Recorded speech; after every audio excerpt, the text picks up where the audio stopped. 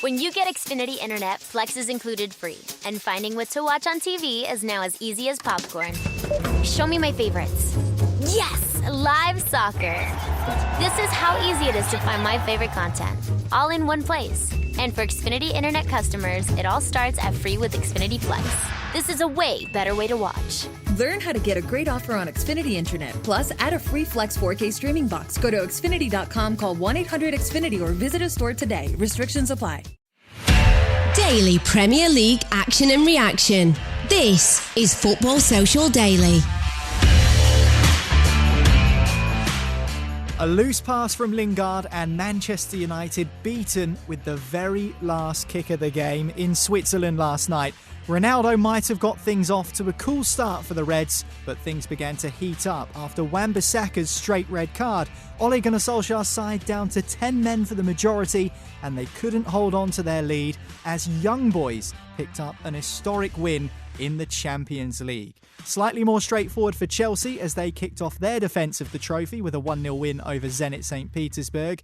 Can you guess who scored the Blues goal? Of course, it was Romelu Lukaku. But how will Liverpool and Manchester City get on tonight as their respective European campaigns begin? A real nostalgic clash at Anfield tonight as AC Milan come to town, whilst RB Leipzig are in Manchester to face City at the Etihad. We'll have the rundown of Premier League interests in Europe right here on Football Social Daily today, and we'll be doing it in the company of Ian Brannan and Matt Pidd. Morning, boys. Good morning. Morning, Niall. Good to have you both on. Good to talk about the Champions League again. It is back. 108 days, Matt, after 109 days now after the Champions League final from last season. Have you recovered from that yet? Yeah, just about, I think. It still hurts, though, when you talk about it.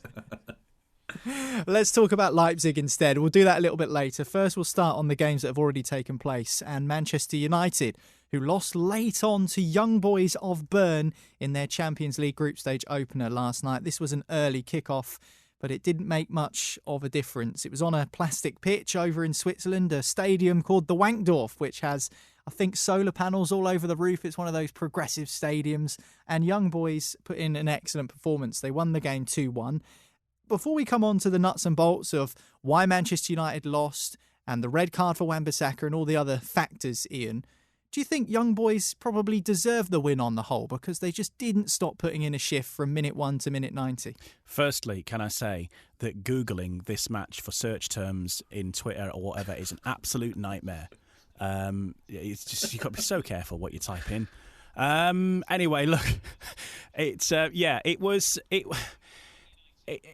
for me, Man United were overly complacent, I think. I'm not saying that they were trivial over this, but even the way that they're speaking afterwards of, oh, well, there's 4 or 5 more games to go, they didn't seem to be properly up for it.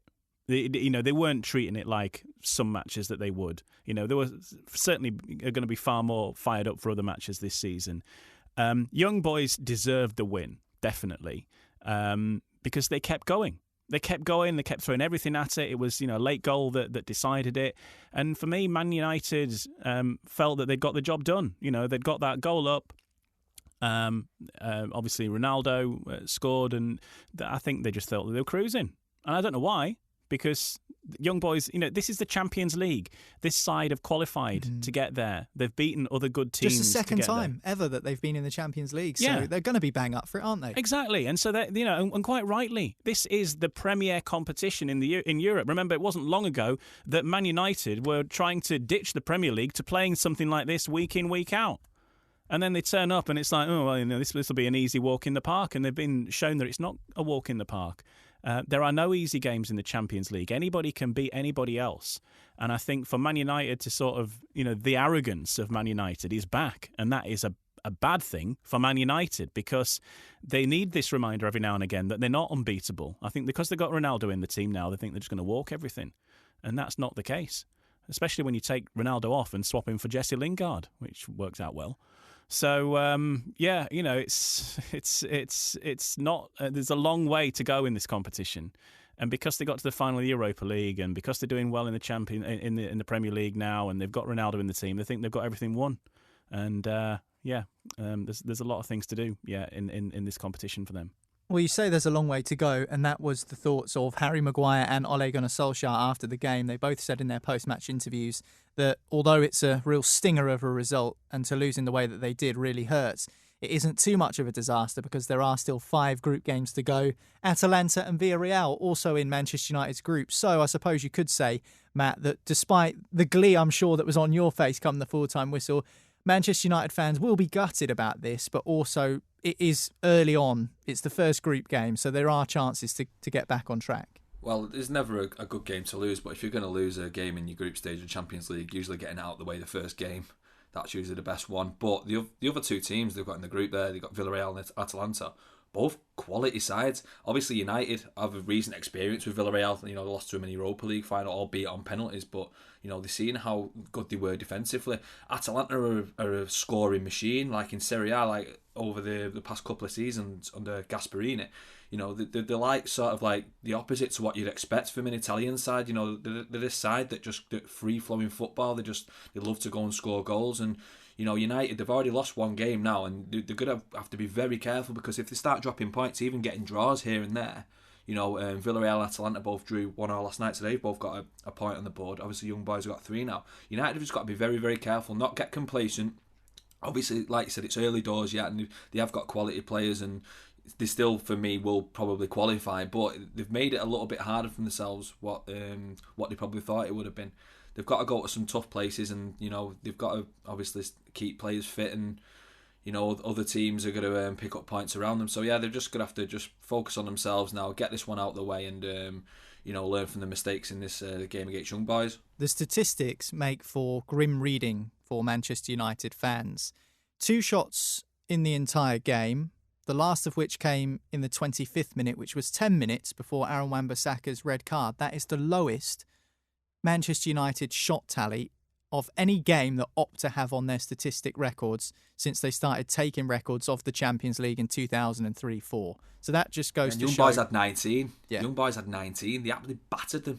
They had a little bit more possession, but they absolutely battered them in terms of shots. Absolutely. It just goes to show the difference in opinion when it comes to whether Manchester United were in control of the game or whether they weren't. And there are arguments for both, because after the red card, things definitely changed. And that was Manchester United's first straight red card in the Champions League since Nani got sent off in 2013 against Real Madrid. I think you'll remember when he brought it down out of the sky, but his studs ended up in a Real Madrid player's chest, and the referee got the red card out. Sir Alex was fuming. Less complaints, I think, the manager of United, Ole Gunnar Solskjaer, can have for this red card.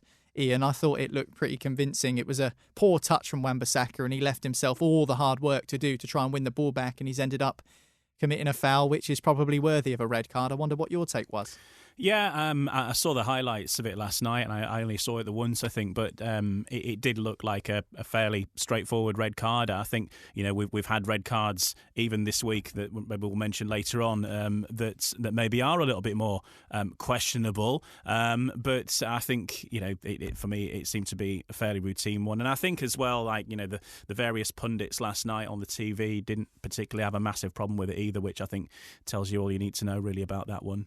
Bit of a sloppy challenge. And that's going to come back and bite them potentially, because we're saying about these games that are coming up, Villarreal and Atalanta are no slouches, and missing a player like Wan-Bissaka in those games potentially might not do them any favours in the long run. Yeah, I think that red card, although people will look at it as a turning point in the game, it's the tactics that Solskjaer deployed after that a lot of people are complaining about. He made a change. He brought Varane on, took Sancho off. Dalot came on as well. And there were a few system tweaks. They went to 3 at the back. And that is not typical Manchester United from what we know of what we've seen from them over the years, Matt. Often, even with 10 men, they'd quite like to impose themselves on the game. But they were quite content, I think, to hold on to that 1-0 lead, the goal that Ronaldo got them. But they weren't able to do so.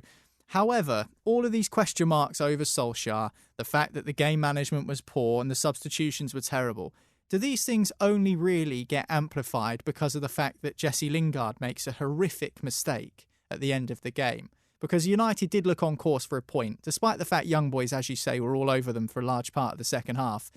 Lingard makes an awful error where he passes the ball straight to a young boys player who's clean through on goal and finishes it off. So actually, can you legislate for those sorts of mistakes? It's a horrible moment for Lingard, and hopefully he, recovers and comes back firing in the next few games just for his own confidence. But it's one of those things where you just have to hold your hands up and go, well, what can you do about that? You can do all the defending and coaching in the world, but if someone passes it straight to their player clean through, then there's not a lot you can do about that. No, there's not a lot you can do about it at all. I mean, as much as I enjoyed seeing it, obviously, Solskjaer's not sent him on the pitch to do that. Solskjaer's sent him on the pitch to do a job, and obviously, like you said, you can't legislate for these types of things. They happen. It's a mistake, and it's ultimately ended up costing Man United the game, but, it's just something that you can't control. Any player can make a mistake on the pitch at any time, and obviously it's like you said, it's amplified Solskjaer's tactics because of the result at the end of the day. And when you get a player sent off, you do have to adjust. You do have to maybe go a little bit more defensive because obviously you're a player down. But United's weaknesses for me in midfield, they don't keep possession enough in midfield, and there's a lot of sloppy passes, and that's for me where they lost the game last night. If they control the ball in the midfield and just keep the possession and play things simple, they win the game. But no, they didn't. They allowed young boys to ascend onto them and to take control of the game, and ultimately, that's where they lost it. But as for Lingard, we know he's a decent player, and everyone's saying, we send him back to West Ham and stuff like that. Like, look, like players make mistakes, it happens. We've had the same with Nathan Ake over at Man City. I'll get onto him later because we'll be talking about the City Leipzig game.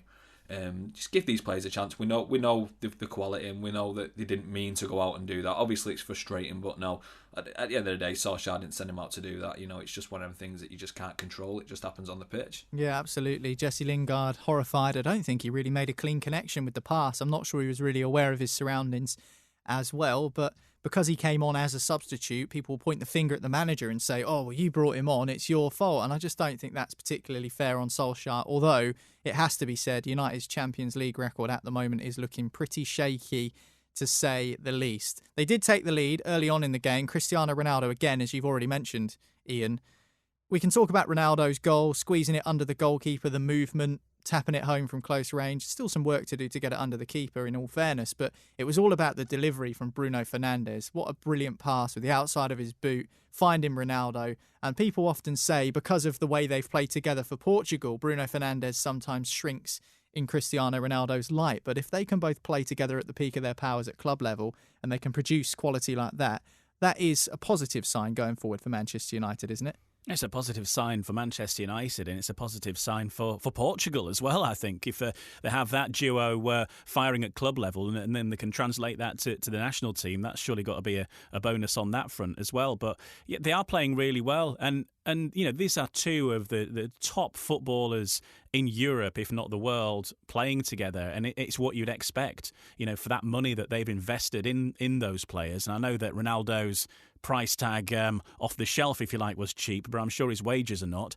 There's a lot of money being invested there, and that's what you expect. You've got two of the best there playing together and producing on the biggest stage, in Europe as well, which is what you want. And a great stat here. It's a long time since I've done a stat, but 68 Champions League appearances since turning 30. Cristiano Ronaldo scored 63 goals, which is 35 more than any other player has scored aged 30 or older in Champions League history. So he is an absolute machine, particularly at Champions League level. We've seen what he can do in the Premier League already, and he's performing on all fronts. And it's what you expect. It's what you want. It's what you get him there for. It's the reason that those players are in that team, and they're delivering. And brilliant to watch. And just how clinical they are as well. I think there are plenty of players that would have received a pass from Bruno Fernandes and probably not taken that opportunity so well. We've just seen it makes it look so easy, these tap-ins, but how often do we see them go wide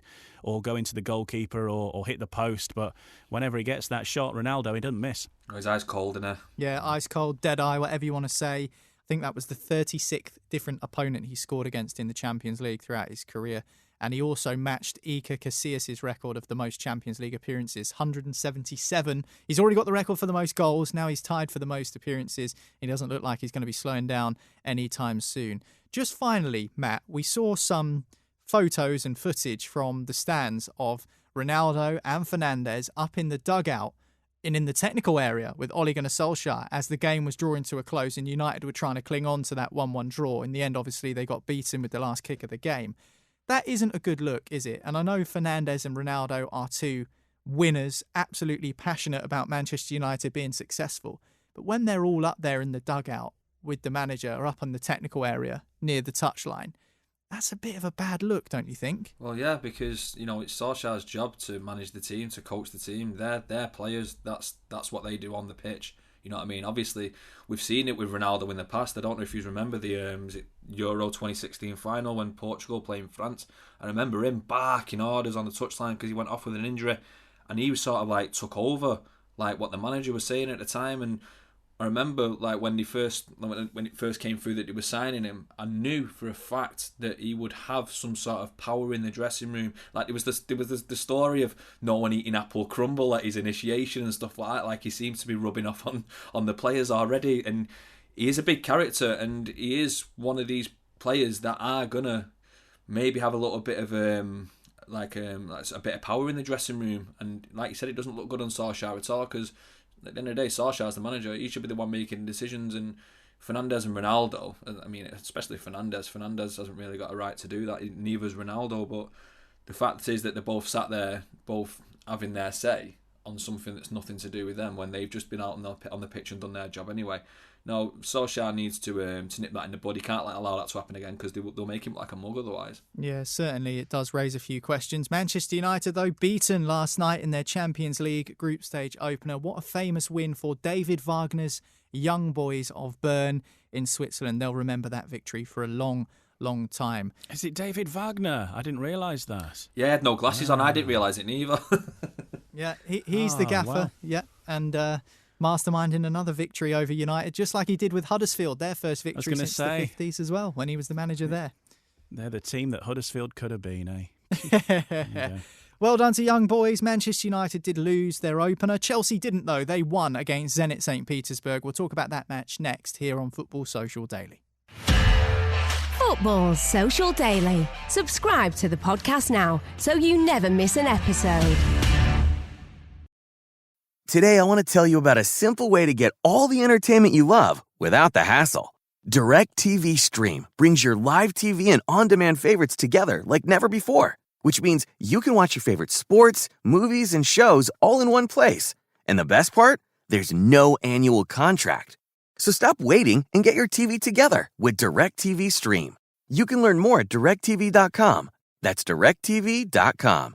Compatible device required. Content varies by package. This podcast is part of the Sports Social Podcast Network. Football Social Daily. Find more great sport at sport-social.co.uk. Welcome back. Matt and Ian alongside me on today's Football Social Daily, and the Champions League is back. Time to talk Chelsea now, who beat Zenit St. Petersburg in their group opener, begun their defence of the Champions League title, which they won last season, by winning at Stamford Bridge. Romelu Lukaku with the goal against the Russians.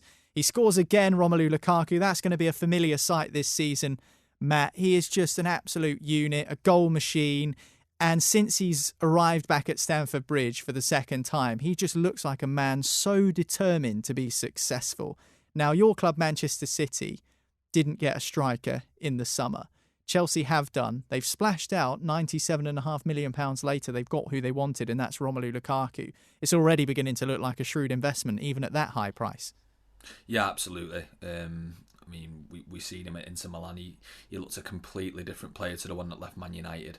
He's trimmed down. He looks a lot leaner now. He looks a lot quicker. He's playing with a smile on his face, and he just seems now to be the player that we all thought he was going to be even when he was a young kid coming through at Chelsea, and when he went to Everton. He signed for Everton for 30 million, which obviously even back then's a lot of money.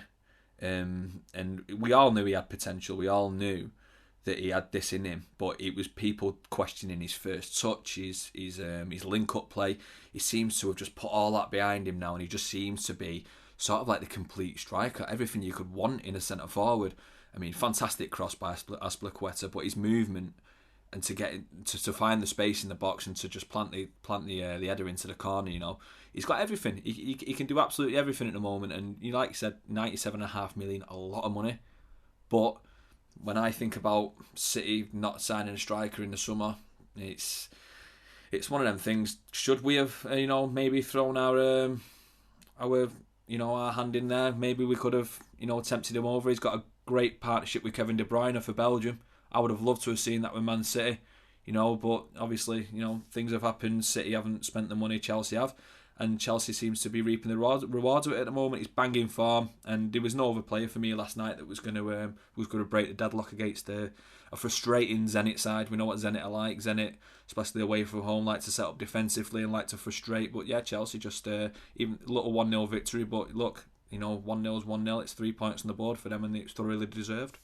Yeah, it's a good point that, to be fair. It wasn't easy for Chelsea, but then again, why would it be, Ian? We've just discussed on the podcast the young boys' performance and how they made it so difficult for Manchester United. Coming up against the European champions for a side like Zenit St. Petersburg, these are big games. You can't just be blasé in the Champions League. The fans are back. It adds an extra dynamic to these matches. And, why wouldn't Zenit want to come to Stamford Bridge and knock the champions off their perch? These are the sorts of games which seem easy on paper, but actually the opposition always make it far harder than it should be.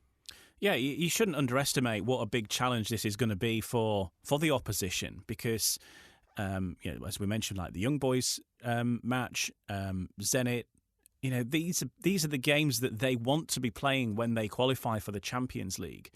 It's a big deal. You're playing the holders. Chelsea, who, compared to Zenit, are a team full of worldies, And I think back to when, in good old days, when Leeds, that time they qualified for the Champions League, and then they got in this group and they were drawn against Barcelona and AC Milan and Deportivo La Coruña and all these world-class names that came along. It was a massive deal, and it still is a massive deal now. I know that Leeds obviously overperformed and got to the semi-final and all that kind of stuff. But it was a fantastic occasion to play against these sides that previously you'd never got anywhere near. And so it's the same for Zenit. It's the same for young boys.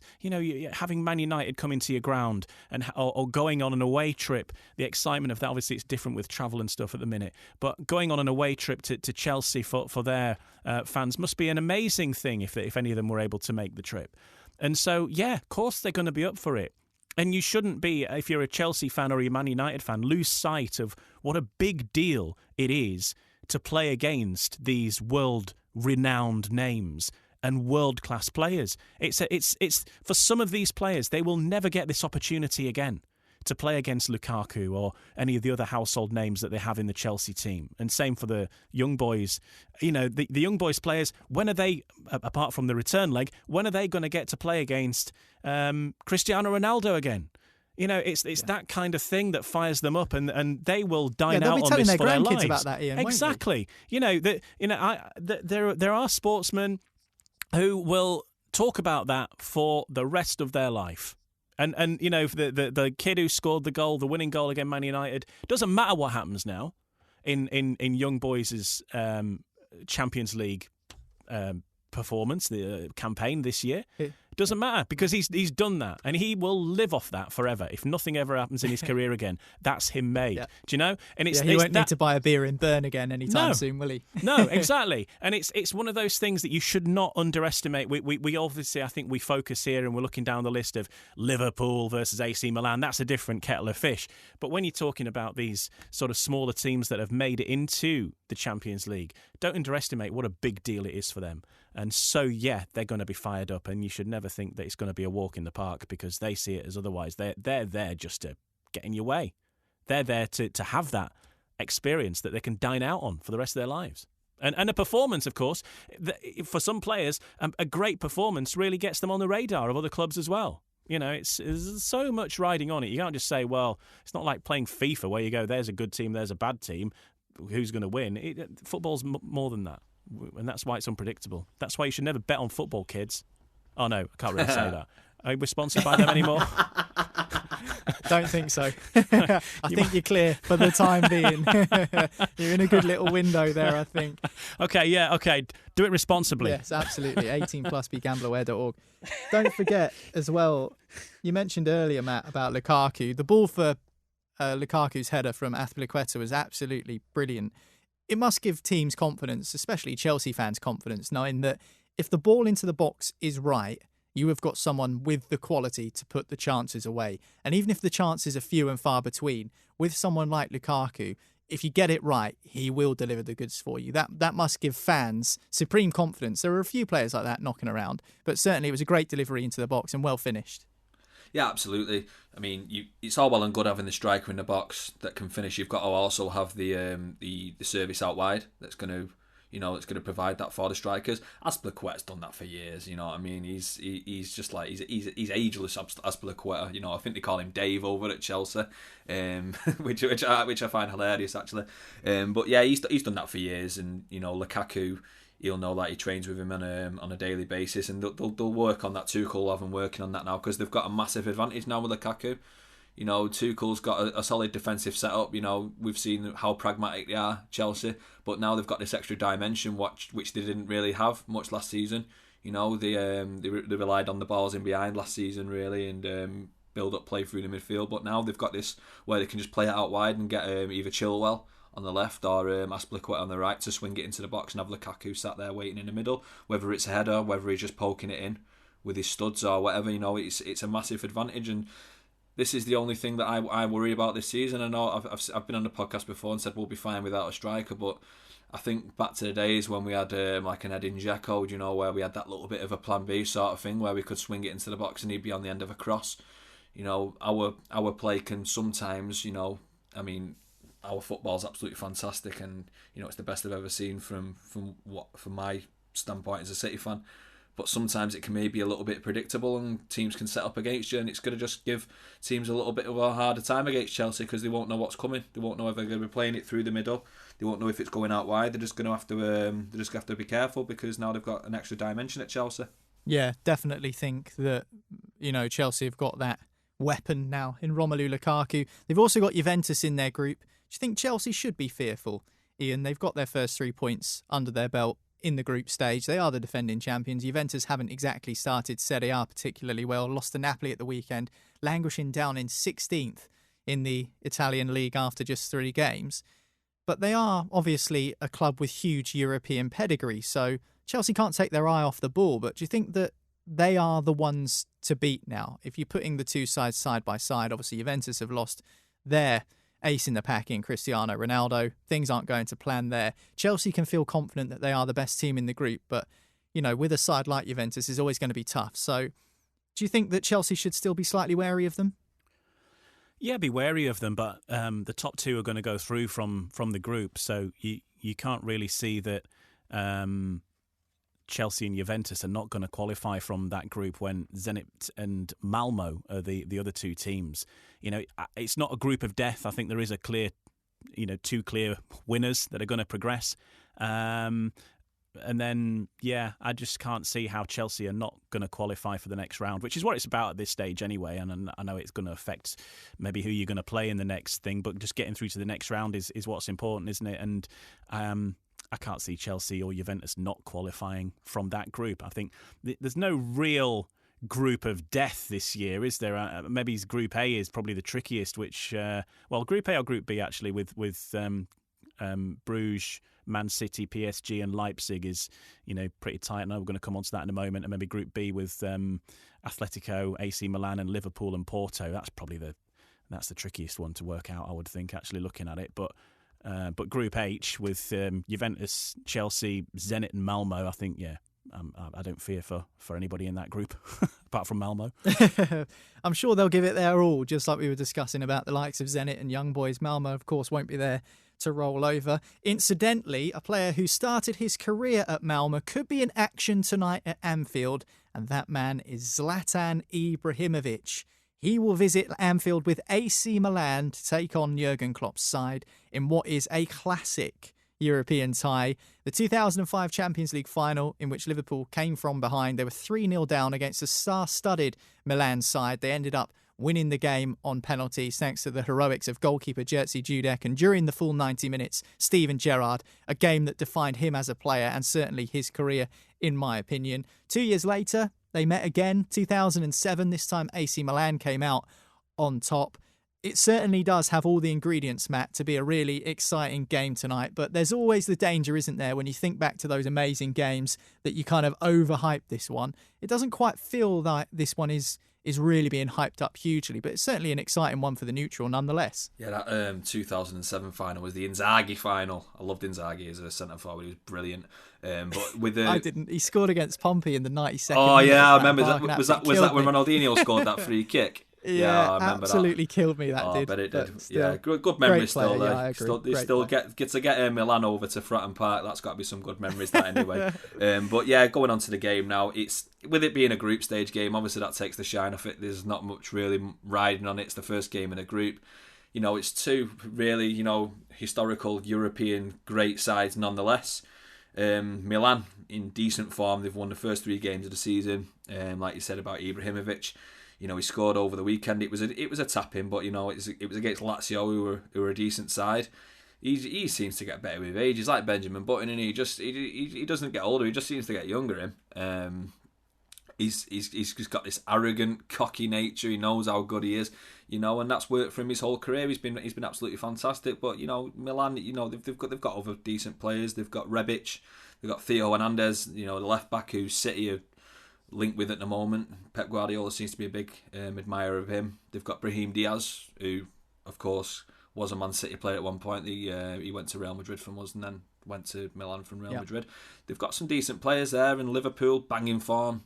Obviously they lost Harvey Elliott over the weekend, which is he's a young lad. He's just worked his way into the side. It's not a huge loss for them, I'd say. There was worse players that could have been injured. No disrespect to Harvey Elliott, by the way. Obviously I wish him a speedy recovery, and he seems to be a good young talent. Liverpool at the moment, with their first 11, if they stay injury free this season, they're going to be up there in the Premier League. They're also going to be up there in the Champions League. Mo Salah, they've got the other player. They've got Mane up front. World class players on their night that can destroy teams, not just hurt teams, absolutely destroy teams. And you've got Diego Jota as well, who's a world class player in my view. He looks really at home in this Liverpool side. It's going to be a good game. It's going to be a good one for the neutral to watch. Obviously, I'll be having eyes elsewhere, and I'll probably just watch the highlights afterwards. But I'm hoping for a free scoring game. I can't see it being that way. I can see it being quite tight. No team's going to want to lose the first game. But with it being at Anfield, European nights back there, the crowd are back in there. The atmosphere is going to be brilliant for the first 5 minutes, then it's going to turn into a library. No, I'm joking. European nights at Anfield are different to league games. I'll give them that. It's going to be a difficult game for both sides, but I can see Liverpool just edging it. What do you think Liverpool's focus will be this season, Ian? Because I think they've actually gone under the radar a little bit when it comes to the Premier League in terms of the title race. A lot of times we've spoken about Chelsea on the show. They've added Lukaku. Thomas Tuchel has come in and done an amazing job, won them the Champions League, got them into the top 4. Manchester City, obviously defending champions, are always going to be in and amongst it. United have now got Ronaldo and have had a really good summer window. Liverpool haven't added any players over the summer, but they're still 1 to 11, a really good football side, and will probably be up there and possibly challenging for the title, if not winning it. I wouldn't be surprised if they went on and won it, let's just say that. But they do have this love affair with the Champions League. 6-time winners. They know how to get the job done.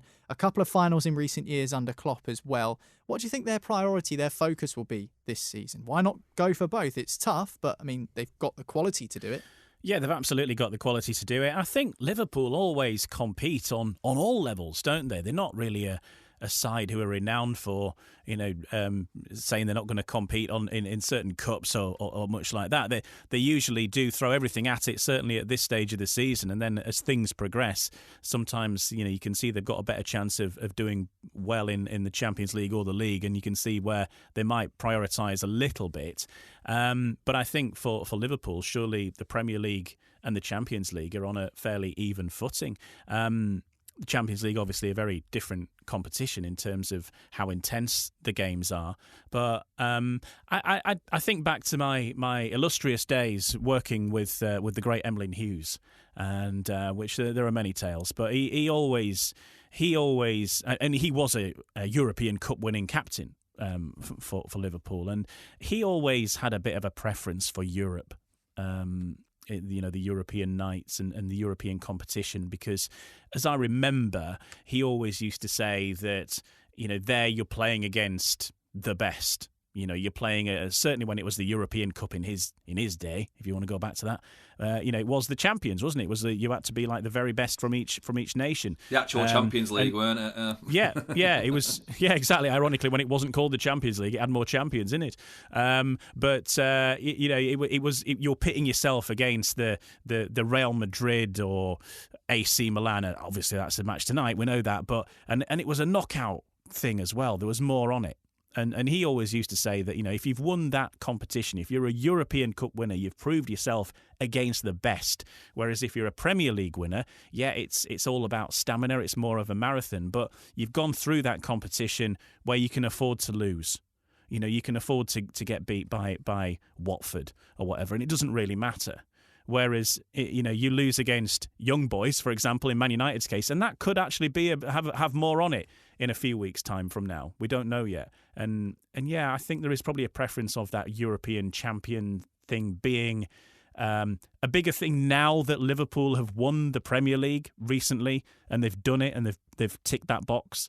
I think, maybe the focus would be on Europe now, because that was the thing that was hanging over them, wasn't it? Yeah, I mean, they want their title back, though, don't they? They want that Premier League title back after. Yeah, but the thing with Liverpool has always been they've never won it. It's always been that you can't win it, you never won it, you're not good enough to win it, and all this kind of stuff. They've done it recently. And never got a parade though, did they? Exactly. Well, yeah. Well, not officially. They need to win it again just to get that parade.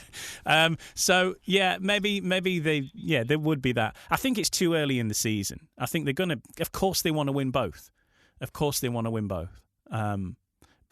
we'll have to see how things pan out in the respective competitions, and if they can compete on both fronts. We know that Liverpool like a treble, quadruple, whatever. They would be well up for that, I'm sure. So I don't think it's a thing that they're going to prefer over each other, but I think obviously it might be out of their hands in which they end up competing in. But at this stage of the season, they want to win as much as possible. Surely that's what they want to do. Yeah, I mean, I probably shouldn't say this, seeing as we're a Premier League podcast here on Football Social Daily, but there is something magical about the Champions League. There's something a little bit extra special about the fact that there is teams coming over from Europe to play at, the Etihad or Anfield, for example, or Old Trafford or Stamford Bridge or wherever it may be. And just that Champions League final occasion where the fans all converge on one city. I know times have been different in recent years due to the pandemic, but, people always talk about that night in Istanbul if you're a Liverpool fan, or, United fans talk about Moscow, and Chelsea fans will talk about Munich. And that those are always kind of occasions which get the cheeks rosy, and you're kind of really looking forward to the action. And just, I think there's something special. There's a bit of magic about the Champions League, even down to as far as the music that gets played before the teams walk out. That's like spine tingling, that piece of music. Yeah, it gets the hairs on your neck standing up, doesn't it? Absolutely, yeah. Zadok the Priest is the anthem that it is, which a lot of people don't know, by the way. Right? Yeah, that's a great pub quiz. A lot of people don't know that is the coronation anthem. So when the Queen hands over the crown to Prince Charles, the Champions League music will be playing when Prince Charles has the crown put on his head, because that is the coronation music for the British monarchy. So a lot of people will be finding that amusing, I'm sure, when that day eventually comes. But yeah, something special about the Champions League for me, for sure. Prince Charles winking into the camera as it goes past him. Yeah, with his hand stood behind his back looking away at that's it. Yeah. Mascot beneath him as well. Anyway, enough joking around. Liverpool against AC Milan tonight. Looking forward to that one. Also, Manchester City in action this evening at the Etihad. They welcome German opponents, and we'll talk about that next here on Football Social Daily. Football Social Daily. Find more great sport at sport-social.co.uk. Today, I want to tell you about a simple way to get all the entertainment you love without the hassle. DirecTV Stream brings your live TV and on-demand favorites together like never before, which means you can watch your favorite sports, movies, and shows all in one place. And the best part? There's no annual contract. So stop waiting and get your TV together with DirecTV Stream. You can learn more at directtv.com. That's directtv.com. Compatible device required. Content varies by package. Introducing Peacock, the new free streaming service from NBC Universal. It's hit movies, current shows, live sports, trending bits, and timeless hits. And that's why you can't not watch. Peacock. Watch for free. Upgrade for more. Stream now at peacocktv.com. Law & Order SVU streaming now. Football Social Daily. Subscribe to the podcast now so you never miss an episode. Welcome back, Football Social Daily from Sports Social. Niall McCorn here alongside Ian Brannan and Matt Pidd. And time to talk about Manchester City, a club Matt loves and adores. Is this the year City finally win the Champions League? Because after last season where you got to the final and you were beaten by Chelsea and maybe it was one of those classic Pep overthinking moments, you've also been knocked out in heartbreaking circumstances against Tottenham in recent seasons. Can you finally do it this season, or are you again going into this campaign with a slightly bated breath, mate? It's deja vu every September. Every September we talk about it, don't we? The closest we've ever been last season, obviously, it was our first ever European final, and we sort of went out with a whimper rather than a bang. It's not a final that many people are going to remember, other than maybe obviously Chelsea fans. It's one of these things. The fans, obviously, we've been in it for like over 10 years now, and there's still this sort of disdain that our fan base has with the Champions League. You speak to any of our fans really that have been supporting the club for a number of years, and they always put the Premier League above the Champions League. Now, I love the Premier League, don't get me wrong, but I think for us to be so-called, to say this with inverted commas, elite, we need to win this competition. The owners want this competition. Pep will probably feel that to be vindicated as one of the all-time great managers, he needs to win it again with another club without Leo Messi, which people still keep going on about to this day, even though he's already came over to England, dominated domestically, and changed the way the football's played over here probably forever.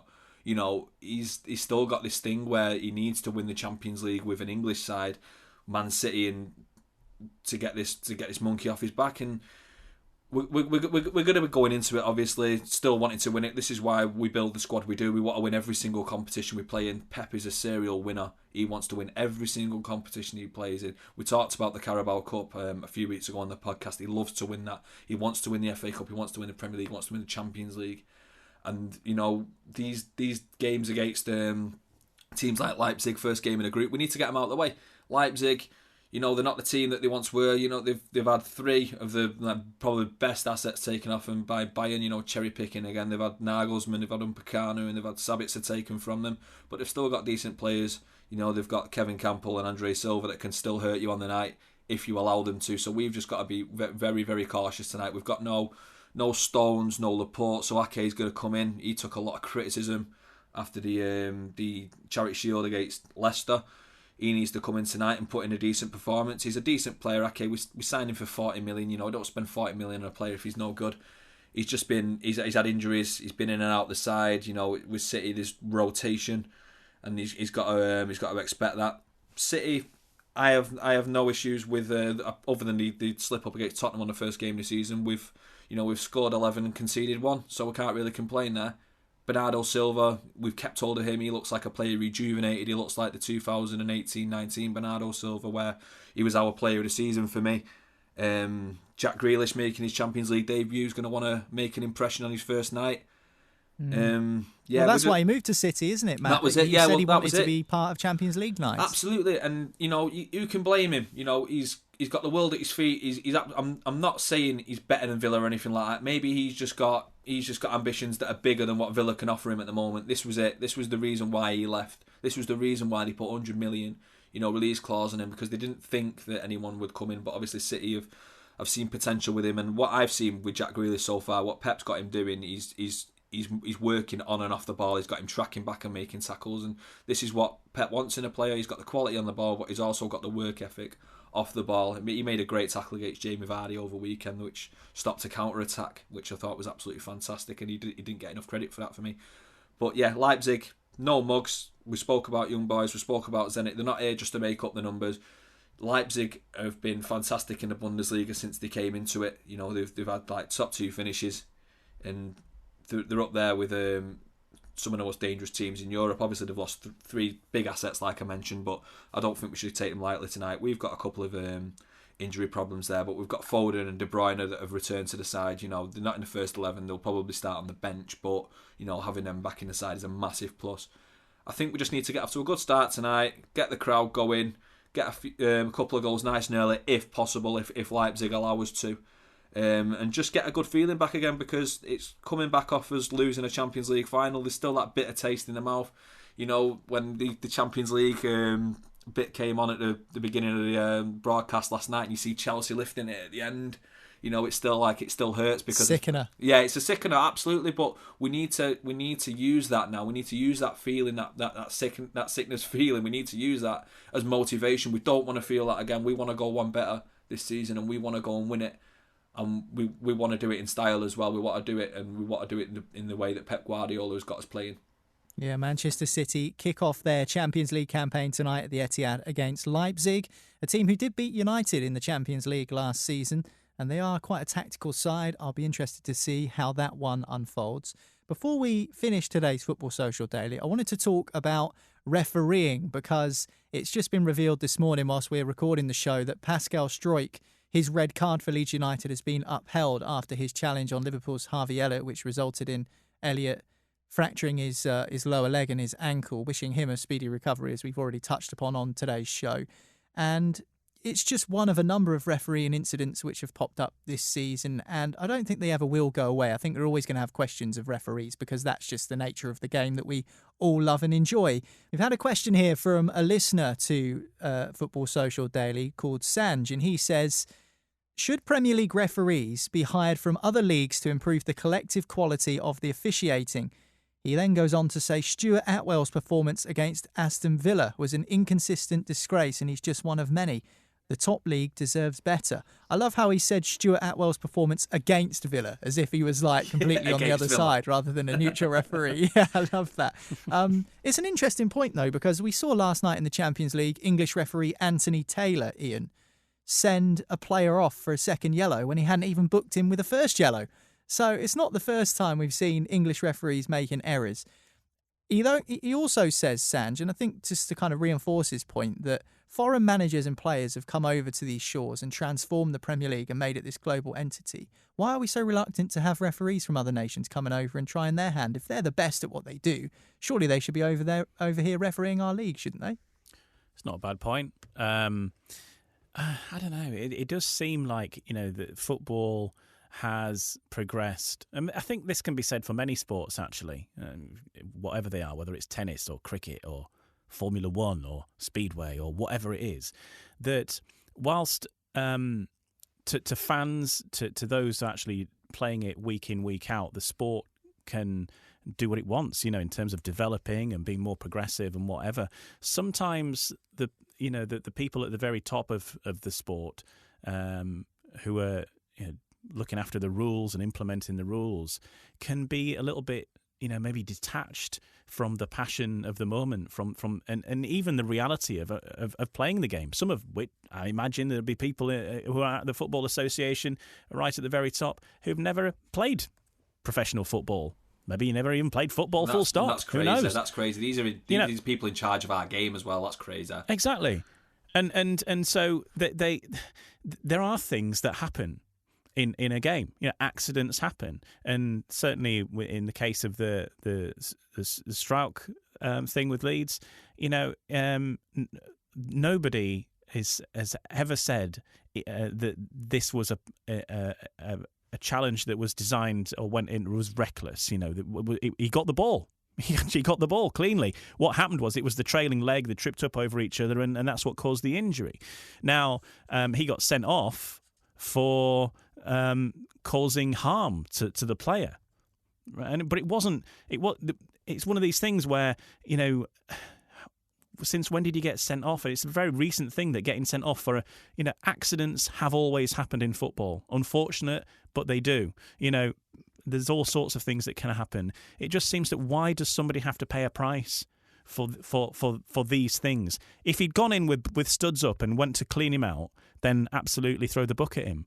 But even even the Liverpool player concerned has put on Instagram that, look, absolutely, there was absolutely nothing wrong with the challenge. The challenge was fine. It was an accident. It was one of those things, and everybody's wishing each other well. He's even Harvey Elliott's even apologised on Struij's behalf. He's even apologised, and that should say it all, really. Look, he's been sent off for the result of the challenge and not the challenge itself. So how is that right? Because, like you said, accidents happen. It's a contact sport. It's just one of them things that's unfortunate. It's a freak incident. He's not gone in, like you said, reckless. He's not gone in with any intent. He's gone in to win the ball, and it's just the result of, a trailing leg afterwards. That's it. And, players are getting punished for accidents that's not their fault. I don't think that's right. Yeah, and I can understand at the time, in the heat of the moment, right? I can understand the referee on the pitch giving the red card because, they haven't got time to sort of go into it all and all this kind of stuff. He's got to deal with what he can see. And what you can see is a player with a broken leg. And, fair enough. All right, I think we can get over that. But a few days later, having investigated it, having seen the evidence on the screen, having seen the evidence from the players concerned about how it was an accident and one of these things, to then punish a player for a reckless incident when everybody involved, even the kid with a broken leg, is saying it wasn't a reckless incident, what's the point? What's the point in having an appeal when clearly they haven't listened to anything that's been said by anybody? It's just, what is the point? And for Leeds fans, it comes down to, no surprise. When has the FA ever stood up for Leeds? Well, to play devil's advocate here, it doesn't really matter what Harvey Elliott says, whether he's broken his leg or not, because he's not the referee. And I know that's a very, plain way of putting it and quite blunt, but at the end of the day, it doesn't really matter because the referee, it's his call and it's an objective game. And that's the problem I think we've got with trying to introduce things like technology into football, is that it all comes down to, in the referee's opinion, is it a red card? And that referee on the day seemed to think that it was. And VAR, he went and had a look and decided that it was a red card. And whoever the assessor is has also decided that it's a red card. Now, it doesn't matter if 100 people look at it and 97 of them say it's not a red. If the 3 people that are important say that it is, then they're the ones that make the decision. So fundamentally, I mean, it's frustrating, but it's just something that I can't see changing, to be honest. By that token then, I mean, this is obviously a physical injury, a broken leg, or certainly a dislocated ankle. But he's, the ligaments are affected and all this kind of thing. So it's going to be quite a long recovery for him. Fair enough, right? So it is a big. He's got age on his side, luckily enough. Yeah, he has. But if he hadn't have broken his leg, and it was a ligament injury, would that still be a sending off? Where's we're punishing somebody here for accidentally causing an injury. And yes, it's dramatic because there is a bone break, but where do you draw the line for being sent off? What if he'd done something and he'd twisted and snapped his ligaments in his knee? Is that the Leeds player's fault? It's the same thing. It just happens to be a break. And I think because it's a dramatic thing that happened in terms that it is a break, but medically speaking, where is the line between, somebody being causing an injury that gets you sent off? I'll use an example here. Pickford on Van Dijk last season. Did Pickford get sent off? Exactly. He put Van Dijk out for the season, did his ACL, but he didn't get sent off because it wasn't a break. Yeah, that's what I mean. Like you said, what's the difference then? It's an injury. Yeah, it's an injury. It is a severe injury. Probably that an ACL is worse than breaking your ankle. I think, but because it's dramatic, because that's the thing. And I think the referees made a situation here and gone, oh man, and panicked like everybody else did when they saw it on the TV.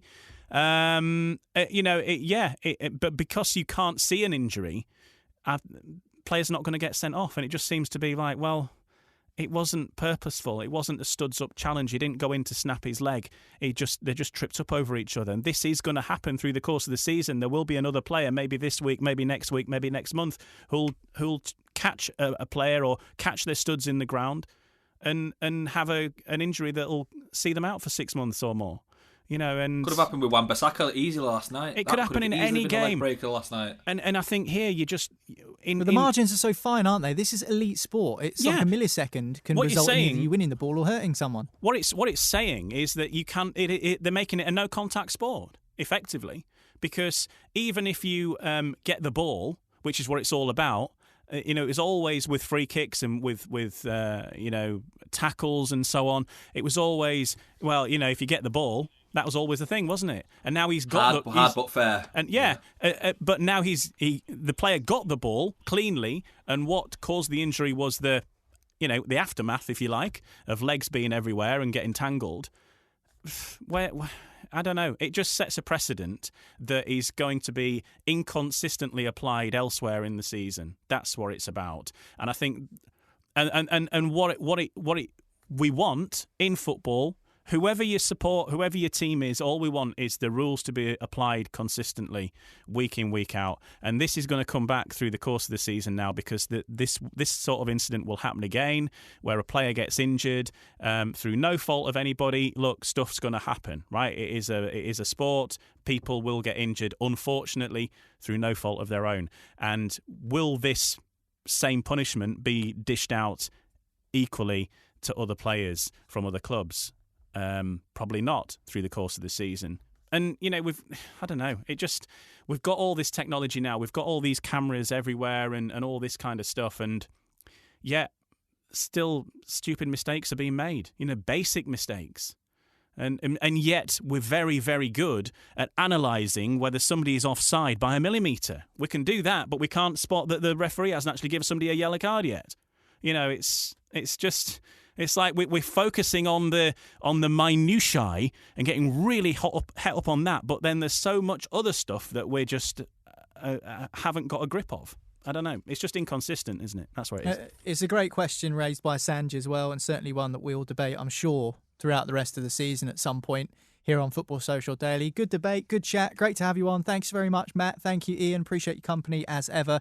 Don't forget, tomorrow you'll be able to listen to a full rundown as well of all of the results from the Champions League and exactly how Liverpool and Manchester City got on kicking off their Champions League campaigns. Also, the Europa League returns tomorrow, so we'll have discussion on that too. But that's it for today's episode of Football Social Daily, and we'll catch you again next time. Football Social Daily. Subscribe to the podcast now so you never miss an episode. September is the most birthday-packed month of the year, so chances are you have a few celebrations coming up. Make sure your friends and family feel special with a gorgeous bouquet of roses from 1-800-Flowers.com. 1-800-Flowers makes it easy to send the perfect gift. 24 multicolored roses for just $39.99. To get 24 multicolored roses for just $39.99, visit 1-800-Flowers.com/tune in. That's 1-800-Flowers.com/tune in.